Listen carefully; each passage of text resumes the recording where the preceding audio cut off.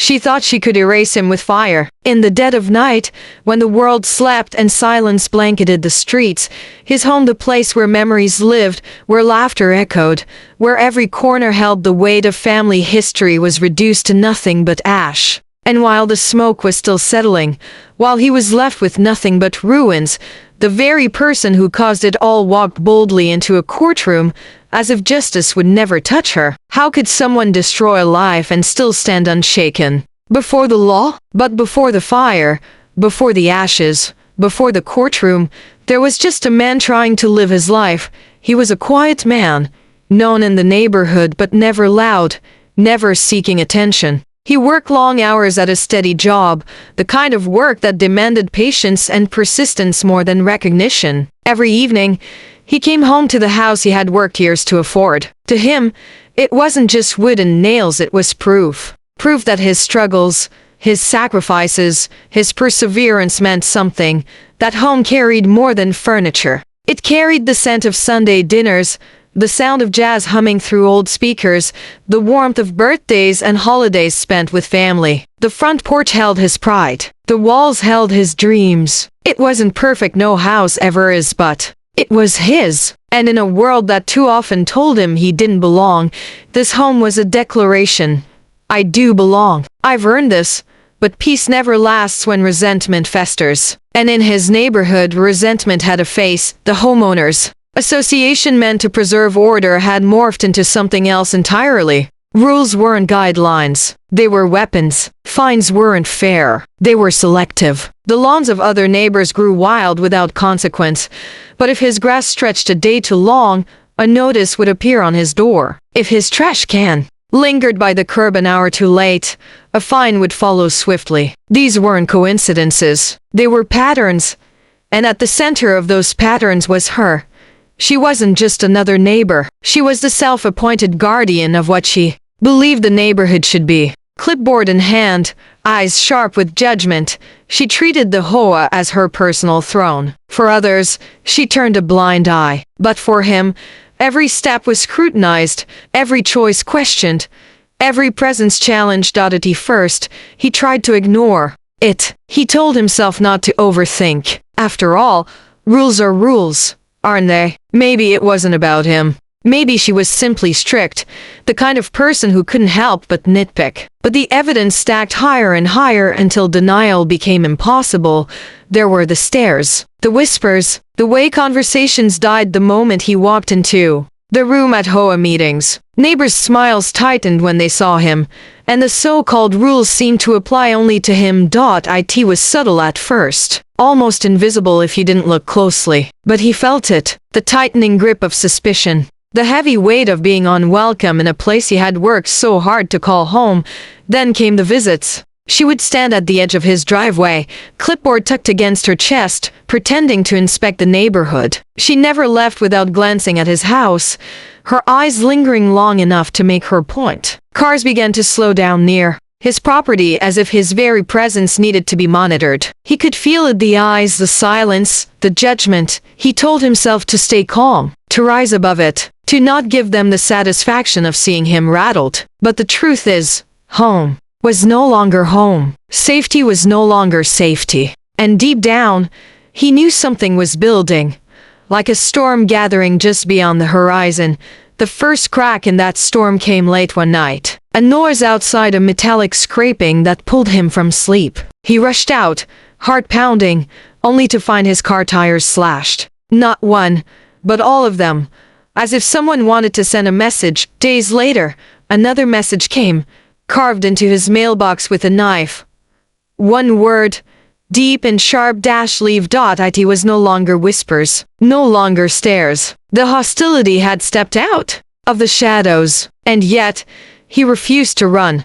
He had built this life. He had earned this home. He would not surrender it to hatred disguised as authority. So he carried on, living beneath the growing storm, believing he could endure it. But storms don't stay at the horizon forever, and while he tried to move forward, someone else was already planning how to end it all. The night the fire began seemed like any other. The sky was heavy, thick with summer humidity, and the cicadas outside hummed their endless chorus. Inside his home, Marcus sat quietly in the living room, a lamp glowing beside him, a book resting on his lap. It was his sanctuary, a space filled with the echoes of his late father's laughter, the warmth of family dinners, and the little reminders of years spent building a life from nothing. Every photograph on the wall carried a story, every piece of furniture a memory. But in the silence of that night, something darker crept closer, something he couldn't yet see, but would soon feel in the most brutal way imaginable. The first sign was faint, a sharp smell that didn't belong. Smoke. At first, Marcus thought perhaps it was a neighbor grilling late, but within seconds, the odor thickened, choking the air. He stood puzzled when he noticed a flicker of orange through the curtains. Pulling them back, his heart froze. Flames licked the edges of his front porch, crawling upward with terrifying speed. The wooden steps, the welcome mat his mother had gifted him, the very foundation of his home, all were already being consumed. Panic surged. He rushed to the door, but the heat was unbearable. The glass pane in the frame cracked under the force of the fire. He stumbled back, coughing, the air inside turning poisonous with smoke. Grabbing his phone and a wet towel, he wrapped it around his face and sprinted to the back door. The fire seemed to move faster than his steps, as though it were alive, feeding greedily on the wood and paint. Bursting into the backyard, he coughed violently, eyes stinging, skin damp with sweat. Behind him, his house's only home roared like a beast unleashed. Neighbors gathered on the street, their faces pale and horrified, yet still, some only watched, some filmed, some whispered, and Marcus doubled over on his lawn, gasped for breath as he turned to see decades of his life collapsing into flames. He could hear the groan of beams breaking, the crash of glass shattering, the relentless hiss as the fire devoured everything. It wasn't just a fire, it was erasure. The photographs of his childhood, gone. The quilt his grandmother had stitched by hand, gone. The certificates on the wall, proof of his hard work and achievement, gone. The journals he had kept since he was a boy, his private memories etched in ink, gone. And as he stood there trembling, the thought struck him like a cruel whisper. Someone did this on purpose. Because fires don't start this way. Not on a humid night. Not so suddenly, so violently, so completely. The fire department arrived, their sirens cutting through the chaos. They fought the blaze, but it was too late. By dawn, nothing stood but a blackened skeleton of wood and ash. The smell of smoke clung to the air, seeping into his skin. Marcus walked through what little was left, his shoes crunching on glass, his hand trailing along the charred remains of his kitchen counter. The place where he had cooked Sunday dinners was nothing but soot. The bedroom where he dreamed of building a family someday gone. Every trace of normalcy erased in hours. But what hurt more than the loss of things was the silence of the people around him. Some offered pity, most offered nothing at all, and a few, he noticed, avoided his gaze entirely. That silence carried its own weight, as though they knew something but would not speak. Investigators combed the wreckage. They found the scent of accelerant. They noted how the fire spread in patterns too neat, too purposeful. It wasn't an accident. It was arson. But the question lingered. Who would do this? Marcus didn't need long to guess. For weeks he had felt the stares, the subtle hostility from the HOA president, a woman who hid cruelty beneath polite words, and a forced smile. She had complained about his grass, his mailbox, even the way his friends parked when they visited. She wielded rules like weapons, and beneath her veneer of civility, Marcus felt something colder, resentment that a man like him, a black man, had dared to carve out a place in a neighborhood she believed belonged to people like her. Still, even with suspicion gnawing at him, there was no proof. And suspicion wasn't enough to rebuild a home or demand justice. The days that followed were suffocating. Marcus stayed in a small motel, its walls thin, its bed unfamiliar. Each morning, he returned to the ruin of his house, staring at it like one stares at a grave. The investigation dragged on. Insurance adjusters came and went, their faces impassive, their questions cold. Rumors swirled in the neighborhood, whispers that perhaps Marcus had staged the fire himself, whispers dripping with prejudice, whispers that revealed more about the speakers than about him, and through it all, He waited for answers. Then, 1 week later, the courtroom, Marcus had been called for a hearing related to the investigation, and he walked into the courthouse with heavy steps. He wore a plain suit borrowed from his cousin, the sleeves just a little too short. His nerves crackled beneath his skin, but his resolve held steady. He would face whatever this was, even if the system tried to bend against him, but nothing prepared him for what came next. As he entered the courtroom, his eyes lifted and froze. There she was, the HOA president, the same woman who had smiled coldly at him across HOA meetings, the same woman who had eyed his home like it was an intrusion. She walked into the courtroom, not as a bystander, but as someone summoned, someone connected. Marcus's breath caught. His heart pounded so hard he could hear it in his ears. Every muscle in his body tensed as realization swept over him. The woman he suspected all along was now here, standing just feet away, brought into the same space where he saw justice. The fire had destroyed his home, but this moment it threatened to consume his spirit. And as he sat there, gripping the edge of his chair, one thought pulsed louder than the rest.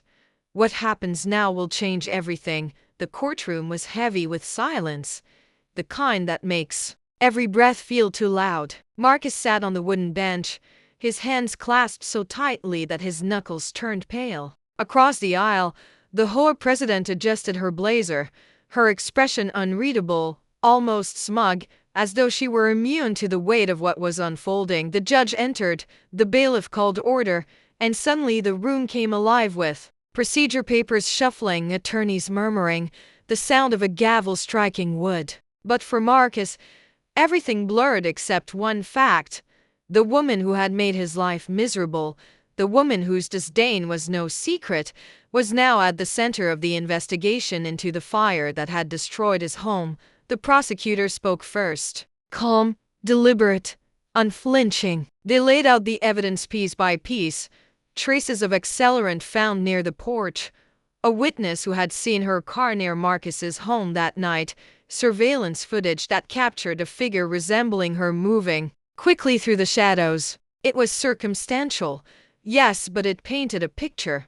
One Marcus had already drawn in his mind. The defense countered, of course. They argued coincidence. They questioned reliability. They pointed at Marcus himself, suggesting motives that reeked of racial stereotypes, insurance fraud, self-sabotage, desperation. Each insinuation was like a slap to the face, reducing his pain to a caricature. Marcus sat there, his chest burning, his jaw clenched, wondering how many times black men before him had been forced to sit in rooms like this while their suffering was twisted into suspicion. And yet, as the hours unfolded, something undeniable took shape. Witnesses spoke, neighbors testified, and for the first time, some of those who had stayed silent began to tell the truth. They had seen the HOA president's hostility. They had heard her words, thinly veiled slurs, comments about keeping the neighborhood the way it was. And though they had once kept their mouths shut, now, under oath, the silence cracked. Marcus listened, every testimony like a flicker of light in the dark. Maybe, just maybe, the truth was clawing its way to the surface. When the time came for the HOA president to speak, she took the stand with a confidence that was almost chilling. She denied everything. She claimed she barely knew Marcus, that she had nothing against him, that the fire was tragic but not her doing. Her words were polished, her tone controlled, but her eyes betrayed her. Cold, empty. The prosecutor pressed her, piece by piece unraveling the contradictions. Why had her car been seen circling his street late at night? Why had she complained about him so relentlessly in HOA meetings? Why did she once say to a neighbor, "People like him change the character of a place"? Her mask began to slip, her voice sharpened, her answers less steady. And in that crack, the truth revealed itself, not in a confession, but in the venom of her tone, in the way she bristled at being challenged, in the way her disdain for Marcus's very existence bled through every syllable. Marcus sat frozen, not out of fear, but out of recognition. This wasn't just about him. This was about history repeating itself in his life, the same story written in different flames across generations. A black man building something for himself, only to have it torn down by hatred disguised as authority. The hearing didn't end with handcuffs. Just as Marcus realized, rarely comes so neatly. The investigation would continue. The process would drag on, and the woman who burned his home might still find ways to slip through the cracks of the system. But something did happen that day, something important. The truth was spoken out loud. Her face, her name, her actions, they were no longer whispers. They were in the record. They were undeniable. And as Marcus walked out of that courtroom, the sun glaring down on the courthouse steps, he carried with him a strange mixture of loss and resolve. His house was gone. His safety had been shattered. But his spirit, scarred, yes, was unbroken. He thought of his father, who once told him, "They can take your things, son, but they can't take your truth unless you let them." That truth had survived the fire. It had survived the courtroom. And now it burned brighter than the flames that had tried to erase him. But Marcus also knew his story wasn't just his own. It was part of a much bigger pattern, one stitched into the fabric of America for centuries. Fires, both literal and metaphorical, have chased black families for generations, burned homes, denied loans, stolen land, redlined neighborhoods, false accusations, shattered peace. His story was another chapter in a book that should have been closed long ago. And that realization cut deep. Because the question wasn't just about what had happened to him. It was about how many others had lived the same nightmare, unseen, unheard, unacknowledged.